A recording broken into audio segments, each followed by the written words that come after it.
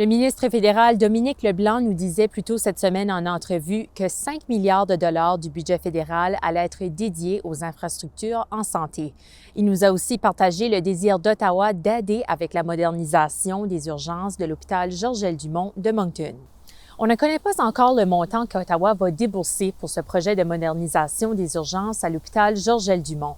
On ne connaît pas non plus de quelle façon la province va contribuer à ce projet. Il faut dire que c'est encore tôt, alors que le budget fédéral n'a seulement été dévoilé que mardi. Selon le réseau de santé Vitalité, les urgences à l'hôpital Georges-L. Dumont doivent être modernisées. Il manque d'espace pour traiter suffisamment de patients et aussi pour pouvoir enseigner à la prochaine génération de médecins. La première ministre Susan Holt se dit très heureuse de voir ce genre d'investissement de la part du gouvernement fédéral. Elle dit aussi que la province est prête à contribuer et à payer une partie du projet. On a des gros besoins ici à Nouveau-Brunswick, au Georges-L. Dumont, dans le réseau Vitalité, dans le réseau Horizon aussi. Alors, nous sommes hâte de travailler avec le gouvernement fédéral pour voir combien il peut dépenser pour nous aider à améliorer les soins de santé pour les Néo-Brunswickois. Une première étape pour la modernisation des urgences a été annoncée.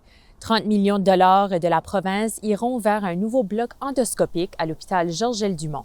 Ce genre de procédure aide à détecter le cancer et d'autres problèmes de santé. Le nombre de salles d'intervention passe de 7 à 12 et le projet devrait être complété d'ici 2029.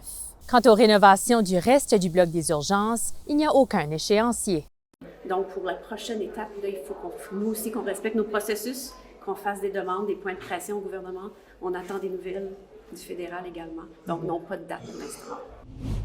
C'était le vidéojournal du Nouveau-Brunswick. Pour d'autres nouvelles, consultez notre application.